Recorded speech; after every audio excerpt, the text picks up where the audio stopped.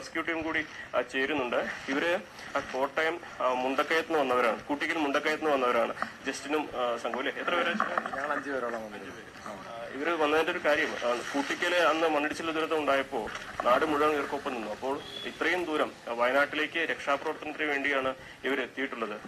എങ്ങനെയുണ്ട് നിങ്ങളുടെ? ഞങ്ങൾ ഇന്നലെ രാവിലെ 6 മണിക്കാണ് ഇവിടെ എത്തിയത്. 6 മണിക്ക് എത്തി നേരെ മുണ്ടക്കൽ പ്രദേശത്തേക്കാണ് പോയി ഞങ്ങൾ അവിടെ നിന്നുള്ള മൃതദേഹങ്ങൾ കുറെ എന്നാ പറയുന്നത് എല്ലാം ഒടിഞ്ഞ് ഞൊറുങ്ങിയാണ് കിടന്നത്. പിന്നെ കാലിങ്ങനെ പൊങ്ങി നിന്നപ്പോൾ കാല് മാത്രമേ ഉള്ളൂ, പത്തി മാത്രമേ ഉള്ളൂ. പിന്നെ കുറെ പ്രായമായവർ ആ ഒരു മലയുടെ സൈഡിലുണ്ടായിരുന്ന അവരെ ഞങ്ങൾ സ്ട്രക്ചറിലെടുത്ത് പിന്നെ പോലീസുകാർ തന്നെ സഹായിച്ചു. പോലീസുകാരുടെ കൂടെ വന്ന് ഞങ്ങളെല്ലാം ബോഡിയെല്ലാം ഇക്കരെ കിടത്തി. പിന്നെ എന്നാ പറയുന്നത്, ഈ നമ്മൾ പ്രത്യേകിച്ച് നമ്മൾ ഈ മനുഷ്യനെ കൊണ്ട് മാക്സിമം എല്ലാം ചെയ്യുന്നുണ്ട്. പക്ഷേ മനുഷ്യനല്ല ഇവിടെ എക്യുപ്മെന്റ് ഇല്ലാതെ ഒന്നും നടക്കത്തില്ല. കാരണം നമ്മളിതുണ്ടോ നിസ്സാരം ഈ ഒരു കുഴി ഞങ്ങൾ ഇറങ്ങുക അത്ര താഴ്ന്നു പോവാം. നമ്മൾ ഒരിക്കലും ഇങ്ങനെ പോകാൻ പറ്റിയിട്ടുണ്ടോ? ഇങ്ങനെയാണ് ഇവിടുത്തെ അവസ്ഥ. ഇത് അങ്ങോട്ട് പോയി കഴിയുമ്പോൾ നമ്മളെല്ലാം തടിയിട്ട് പോകുന്നുണ്ട്. പക്ഷെ നമ്മളെ കൊണ്ട് മാക്സിമം ചെയ്യുന്നുണ്ട്. നമ്മൾ ചെയ്യുന്നതിന് മുഴുവൻ കുപ്പിച്ചില്ല കാര്യങ്ങളെല്ലാമാണ്. അതായത് ഒരു മനുഷ്യന് ചെയ്യാൻ പറ്റുന്ന മാക്സിമം ചെയ്യുന്നുണ്ട്. എന്ന് വെച്ചാൽ നമ്മൾ എല്ലാം വടം കെട്ടി ഞങ്ങൾ ഈ വടം ഇന്നലെ കൊണ്ടുവന്നു. വടം മുന്നും ഈ കോൺക്രീറ്റ് ഈ കോൺക്രീറ്റ് പാളി നീക്കാൻ വേണ്ടി ഈ നമ്മുടെ വടം കെട്ടി ഭരിച്ച് വടം മുഴുവൻ പൊട്ടിപ്പോയി. കാരണം വെച്ചാൽ നമ്മളുള്ള വടങ്ങളെല്ലാം തീർന്നു. ഇനി നമ്മൾ വേറെ മെഷീൻ വന്നിട്ട് മെഷീനിൽ ഓൾറെഡി വന്നിട്ടുണ്ട്.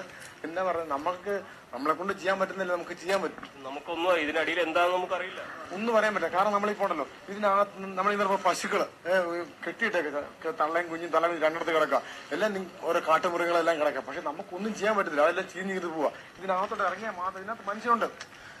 പക്ഷെ ഇതിനകത്ത് ഇറങ്ങണ്ടേ, നേരെ നിൽക്കണ്ടേ. മെഷീൻസ് മാത്രം ഇങ്ങോട്ട് ഇറങ്ങാൻ പറ്റും. മെഷീൻ വന്നാൽ മാത്രമേ ബാക്കി കാര്യങ്ങൾ നമുക്ക് ചെയ്യാൻ പറ്റത്തുള്ളൂ.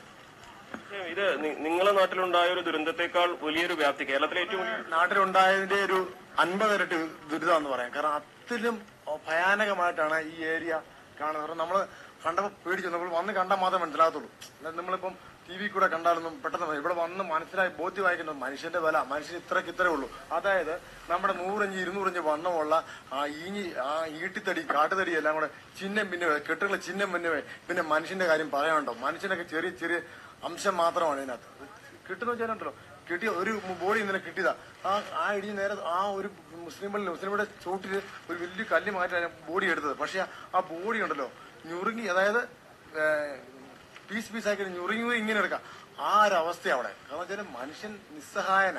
മനുഷ്യൻ പറയുന്ന വാക്കുകൊണ്ട് പറയില്ല, പക്ഷെ ഒന്നുമല്ല മനുഷ്യൻ. നമ്മൾ ഓരോ ദുരന്ത ഭൂമികളിൽ വന്ന് ഓരോ മനുഷ്യനെ സഹായിക്കാനുള്ള മനസ്സുണ്ടാകണം. എന്നാലേ നമുക്ക് സമൂഹത്തിലൊരു എന്നാ പറയുന്നത് മനുഷ്യനെ സഹായിക്കുന്നുണ്ട്. നമുക്ക് ദൈവം നമുക്ക് നന്മ തരും. ഇത്രയും ദൂരം ഇവിടേക്ക് എത്തിയത് ഈ ഒരു മനസ്സിലെ നന്മ കൊണ്ടാണ്. കാര്യം നമ്മളെ പോലെ സഹജീവികളോട് കിടക്കുന്നു എന്നുള്ളൊരു ബോധ്യമുള്ളതുകൊണ്ടാണ്. ഞങ്ങളെല്ലാം സാധാരണ ജോലി ചെയ്യുന്നവർ. എന്റെ കൂടെ വന്നിരിക്കുന്ന റാഷിദ്, സാജിദ് എല്ലാം ഞങ്ങൾ തടിപ്പണി എല്ലാം ചെയ്യുന്ന ആൾക്കാരവരെല്ലാം. പക്ഷേ നമുക്ക് എന്നോട് ഇവര് പറയാം, ജസ്റ്റിനെ നമുക്ക് എങ്ങനെയും പോകണം എന്ന് പറഞ്ഞ ഇവന്മാരെല്ലാം കൂടി ഞങ്ങളൊരു പഴയ ജീപ്പ്, നമുക്കൊരു വണ്ടിയൊന്നുമില്ല, പഴയ ജീപ്പ് എടുത്തു. വണ്ടി എല്ലാവരും ചോദിച്ചു, വണ്ടി ആരും തന്നില്ല. ഞങ്ങളെ പഴയ ജീപ്പ് എടുത്ത് വന്നു. ജീപ്പ് എടുത്തിട്ട് ഞങ്ങൾ ഈ തൃശ്ശൂർ വരെ കുഴപ്പമില്ല. തൃശ്ശൂർ കഴിഞ്ഞിട്ട് മുഴുവൻ വെള്ളം കയറി കെട്ടി വന്ന് ലാസ്റ്റ് ഞങ്ങൾ 100 കിലോമീറ്ററോളം കറങ്ങി ഓരോ വെള്ളം മാപ്പിട്ടാ പോന്നെ. ഓരോ വെള്ളം തിരിയുന്നു, വണ്ടി തിരിഞ്ഞ് പോയി. ലാസ്റ്റ് ഞങ്ങൾ ഒരു വഴി കെട്ടിക്കൂടെ ഒരു വണ്ടി സെപ്പറേറ്റ് ഒരു വഴി നമ്മൾ വണ്ടി ഞങ്ങൾ കയറി പെട്ടെന്ന് ഞങ്ങളെ വണ്ടി കയറ്റി വിടും. പക്ഷെ ഒരു കണ്ടത്തിൽ പോയി തിരിഞ്ഞു വന്നു. പിന്നെ ഞങ്ങളെ വണ്ടി വടം കയറ്റി, ഞങ്ങളുടെ വണ്ടി വടമൊക്കെയാണ്. വടം കയറ്റി നാട്ടുകാർ നല്ല സഹകരണമായിരുന്നു കേട്ടോ. നാട്ടുകാരിച്ച് വണ്ടിയെല്ലാം ലോറിക്ക് കെട്ടി വരിച്ചിട്ടാണ് നമ്മളെ കയറി പോകുന്നത്. ഇവിടെ എത്തിയത് ഇവിടെ കറക്റ്റ് രാവിലെ 6 മണിക്ക് ഞങ്ങൾ പ്രസന്റ് ആയി. മുഴുവൻ സമയം തെരച്ചിൽ തന്നെ. പിന്നെ ഇന്നലെ മുഴുവൻ സമയം തെരച്ചിൽ. കാരണം കഴിഞ്ഞ നമ്മൾ ഉറങ്ങിയിട്ടില്ല.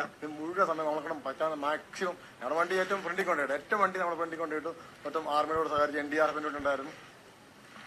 നിങ്ങളൊക്കെ വലിയ പ്രതിസന്ധി നേരിട്ടാണ് നേരിട്ടായിരുന്നു. ഇവിടെ വലിയ വല്ലാത്ത അവസ്ഥ തന്നെയാണ്. പിന്നെ മനസ്സിലിരിക്കുന്നതാണ്. എന്നാ പറയാനാ, മഴ, പിന്നെ അതേപോലെ മഴ കാര്യങ്ങളൊക്കെയാണ് ഏറ്റവും വലിയ തെരച്ചിലിന് ബുദ്ധിമുട്ടുണ്ടാകുന്നത്. എന്നാ പറയാനാ, കാണുമ്പോൾ തന്നെ അറിയാം. ശരി, വാക്കുകൾക്ക് അപ്പുറത്തുള്ള ആ കാഴ്ചകളൊക്കെയാണ് ഇവിടെയുള്ളത്. നിങ്ങളും ഈ രക്ഷാപ്രവർത്തനമൊക്കെ മുമ്പ് നടത്തിയിട്ടുണ്ടെങ്കിൽ ഇതുപോലെ കഠിനമായൊരു ഒരിക്കലും. കാരണം നമ്മളവിടെ ദുരിതം സംഭവിച്ചായിരുന്നു കുട്ടികളിൽ നിന്ന് പറഞ്ഞ സ്ഥലത്ത്. അവിടെ അത് വെച്ച് നോക്കുകയാണെങ്കിൽ അതിന്റെ 40 ഇരട്ടിയാണ് ഇവിടെ നടന്നിരിക്കുന്നത്. കാരണം നമ്മളെ ഒരു മനുഷ്യരാണ്, നമുക്കിത് കാണുമ്പോൾ നമുക്ക് സഹിക്കുകയില്ല. നമ്മൾ മനുഷ്യന്മാരെ കൊണ്ട് പറ്റാവുന്ന രീതിയിലുള്ള ബോഡികളും കാര്യങ്ങളെല്ലാം ഇന്നലെ തന്നെ എടുത്തു കൊടുത്തു. 2 ദിവസമായിട്ട് രക്ഷപ്പുറത്തുണ്ട്. ഇനി മിഷനറീസ് ഇല്ലാതെ ഇതുപോലുള്ള ഭാഗത്ത് ഇറങ്ങാൻ പറ്റത്തില്ല. നമ്മൾ ഇറങ്ങുമ്പോൾ നമ്മൾ അര പൊക്കം വല്ല മുക്കാൽ പൊക്കം മൂടിപ്പോവാണ് ചെളിക്കകത്ത്. ബോഡി അതുപോലെ കിടക്കുന്നു. അവിടെ മലയ്ക്കപ്പുറം എല്ലാം ബോഡി കിടപ്പുണ്ട്. നമുക്ക് ചെന്നെത്താൻ പറ്റുന്നില്ല. ചെന്നെത്താൻ പറ്റണമെന്നാണ് മിഷനറീസ് ഇല്ല, നമുക്ക് ചെന്നെത്താൻ പറ്റത്തില്ല. മനുഷ്യന്മാരെ കൊണ്ട് ചെയ്യാൻ പറ്റുന്നതുകൊണ്ട് മാക്സിമം നമ്മൾ ചെയ്യുന്നുണ്ട്. ഓരോ ദിവസം കഴിയുന്തോറും അതിന്റെ അവസ്ഥ മാറി ബോഡിയുടെ അവസ്ഥ മാറിക്കൊണ്ടിരിക്കുമല്ലേ. ഇത് മെയിനായിട്ട് ഇതുപോലെ മഴ നിൽക്കും, നമുക്കൊന്നും ചെയ്യാൻ പറ്റത്തില്ല. നമുക്ക് വലിയ പാറക്കെട്ടുകളും മരങ്ങളും വലിയ മരത്തടിയൊന്നും നടക്കാം, നമുക്ക് മനുഷ്യന്മാരെ കൊണ്ട് മാറ്റാൻ പറ്റത്തില്ല. മിഷനറീസ് ഇല്ല, ഒരു കളിയും നടക്കല്ലോ. ഇനി ഒരു രക്ഷാപ്രവർത്തനം തീർന്നിട്ടാണ് എങ്ങനെയാണ്? ഞങ്ങളങ്ങനെ പ്ലാൻ ചെയ്തിട്ടൊന്നുമില്ല. ഞങ്ങളിപ്പോൾ ഇങ്ങോട്ട് വന്നു. ഇനിയിപ്പോൾ എന്നാലും രക്ഷാപ്രവർത്തനം ചെയ്യുന്നത് ഞങ്ങളിവിടെ കാണും. നമ്മളെ കൊണ്ടാകുന്ന രീതിയിൽ നമ്മൾ ചെയ്തു കൊടുക്കും, സഹകരിക്കും.